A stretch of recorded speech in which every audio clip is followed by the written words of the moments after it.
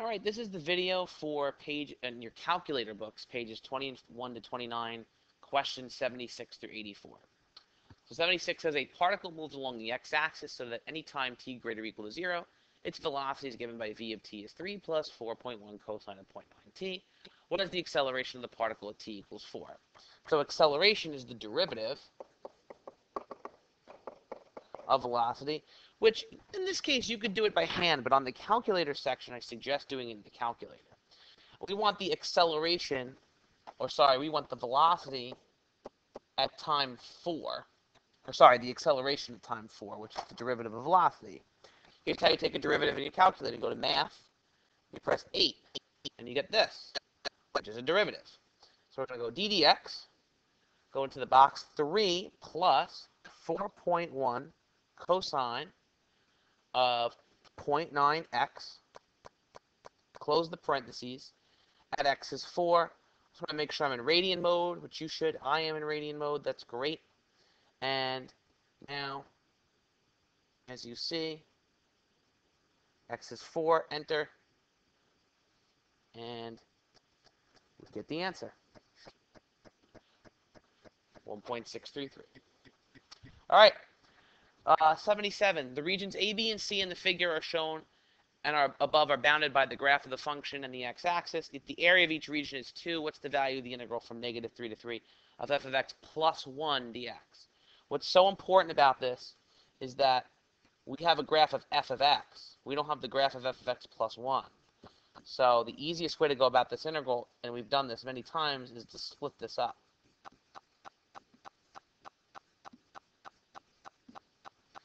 So the integral from negative 3 to 3 of f of x dx is easy. Each region has an area of 2, but the A region is below the x-axis, so that's negative 2. The B region is above, so that's 2. And the C region is below, so that's negative 2. Adding those up, we get negative 2.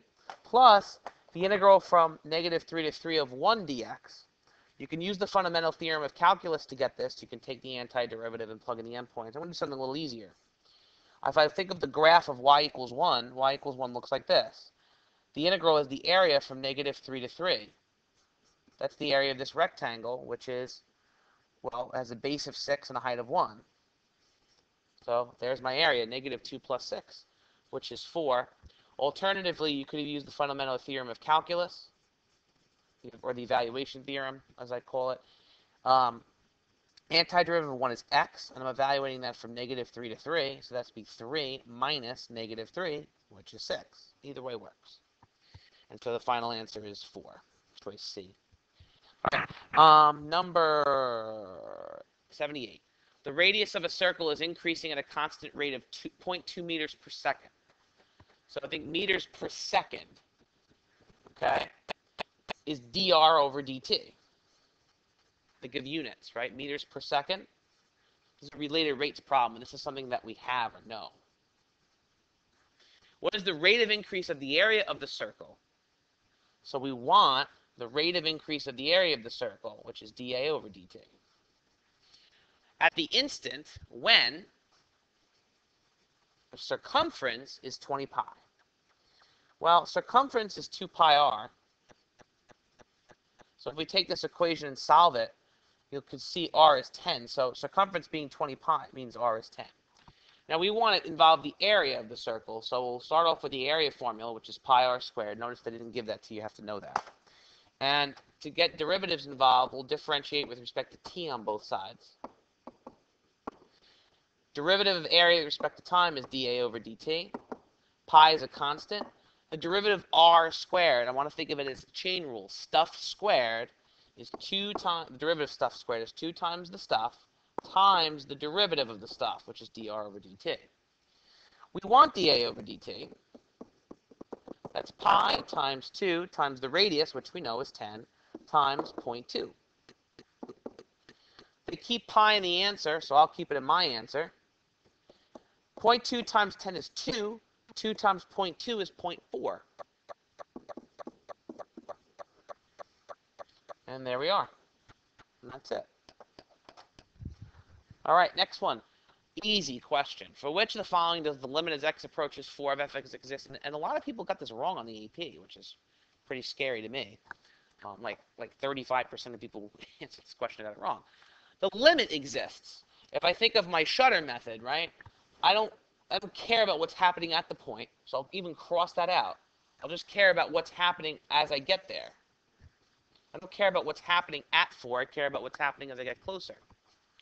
On the graph of 1, approaching from the left and the right, I'm approaching the same y value, so the limit exists. On graph number 2, as I get closer and closer to 4 from the left and the right, I'm approaching the same number, so that limit exists. On graph 3, I'm not getting close to the same number, so the limit doesn't exist. So 1 and 2 only is the answer. All right, number 80, a function f is continuous on the closed interval 2 to 1, negative 2 to 1, and differentiable from negative 2 to 1. And they told us if f of negative 2 is negative 5 and f of 1 is 4, which of the following statements could be false? I want to make a simple example and a more complex example of this function. And I always suggest drawing these out. F of negative 2 is negative 5. Okay? And f of 1 is 4. I should have drawn this better, I suppose. Let me draw it again. So, the better axes. More negative room than positive room. Here's negative 2, negative 5. And here's 1, 4. Okay? Here's my simple example. Well, you know what? I'll even make it simpler, right? I'll just make the line that connects the two. That's as simple as it gets. And then a more complex example, in case they try to trick you.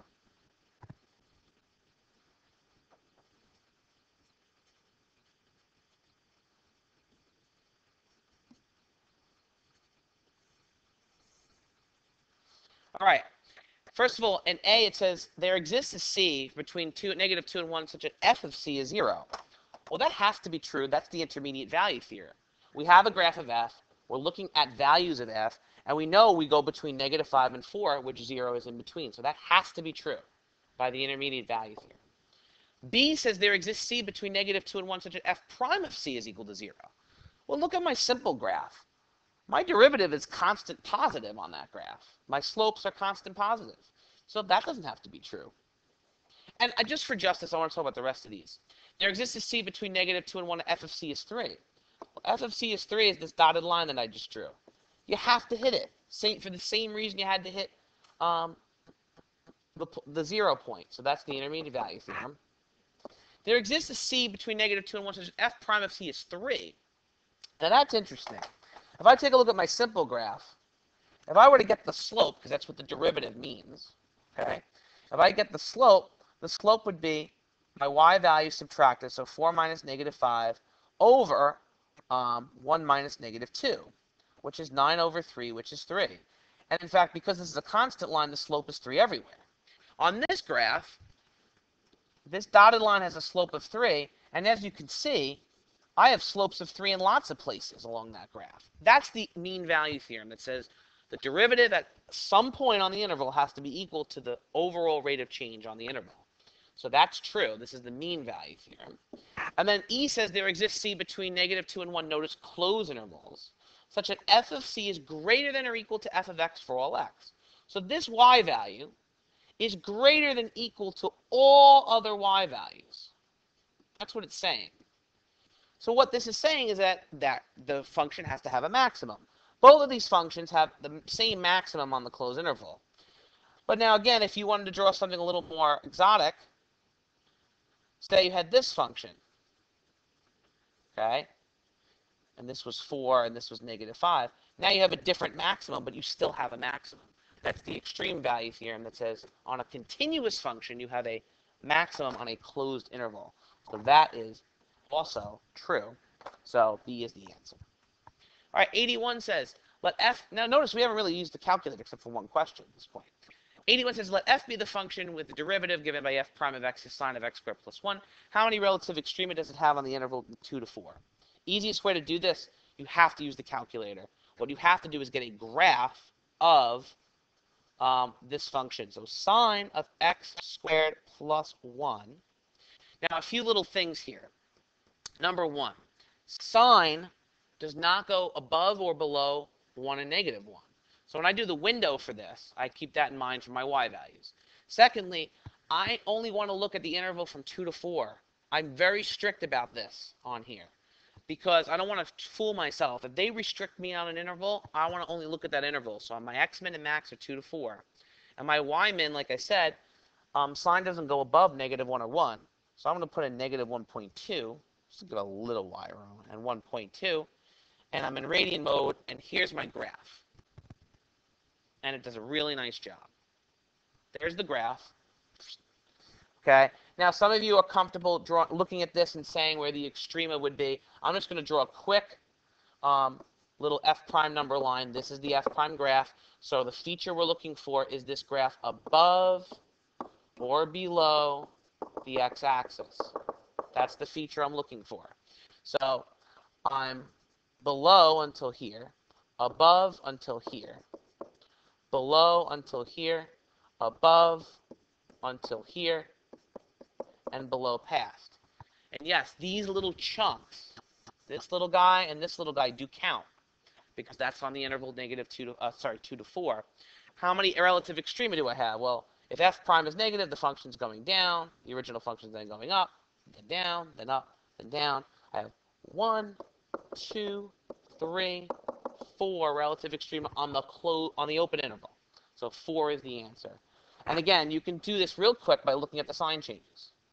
How many times does that function cross through the x-axis? Okay? Or you can go to your comfortable number line, and that's just fine. 82. The rate of change of the altitude of a hot air balloon is given by r of t as t cubed minus 4t squared plus 6 from 0 to 8. Now, the reading is so critical here. It's the rate of change of the altitude. So you know what I'm going to do? Altitude, I'm going to put this in feet. And I'm going to make my time say hours. Okay?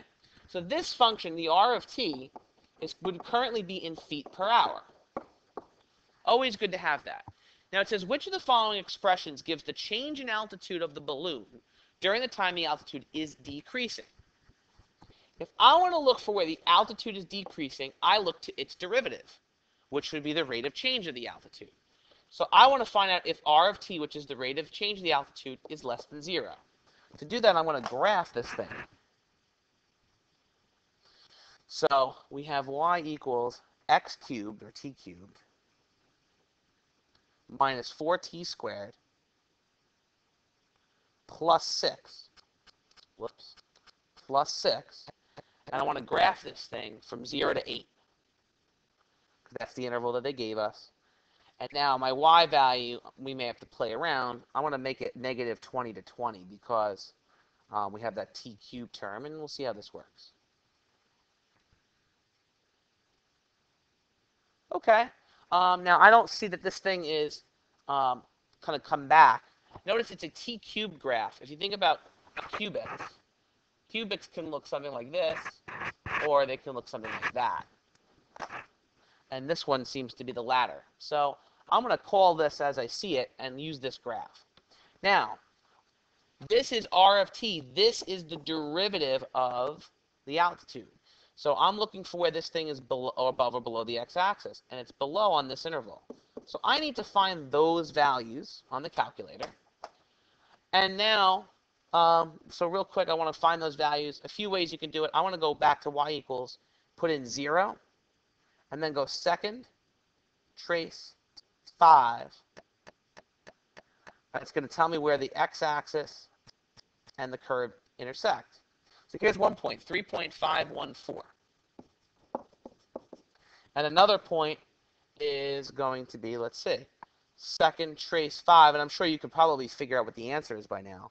Enter, enter. My guess will be 1.572. So take a look. I'm eliminating off this 3 choices. Now, I have to decide which choice I want between A and D. It's tricky. A is the integral from 1.572 to 3.514 r of t dt. We already said r of t was in feet per hour, and dt is in hours. So the hours will cancel, and this integral will end up giving me an answer in feet. We want the change in altitude.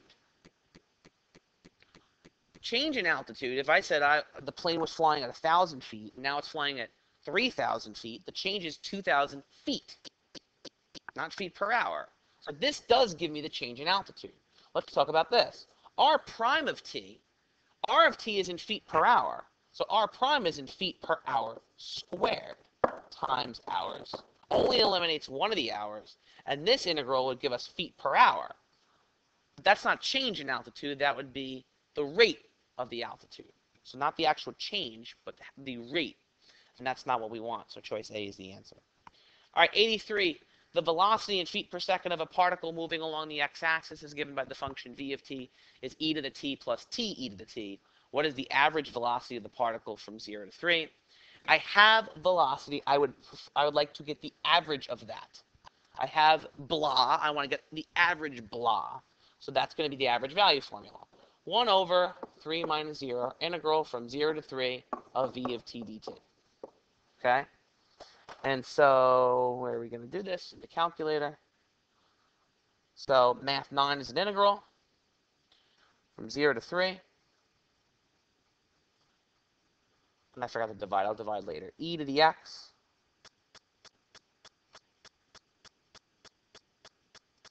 minus, no, plus, sorry, plus x e to the x dx. Now, 60 is not an answer. They usually would be. Okay, divide by 3, 20.086. And again, think about the units. If I integrate velocity, say velocities in miles per hour, change in time is in hours, that gets me back to miles, but I want feet per second. Well, you know what, I probably should have used feet here. So I'll change it. I didn't realize we were in feet already. Feet per second times seconds. Seconds cancels, we're in feet. Not what I want. I want feet per second. That's what this does. That subtracts the time out, and that's in units of seconds, so now we get the seconds back. So it works out. And last but not least, number 84. A pizza heated to a temperature of 350 degrees Fahrenheit is taken out of an oven and placed in a 75-degree room at time t equals 0 minutes. So obviously the pizza is going to cool down. The temperature of the pizza is changing at a rate of negative 110 e to the negative 0.4 t degrees Fahrenheit per minute.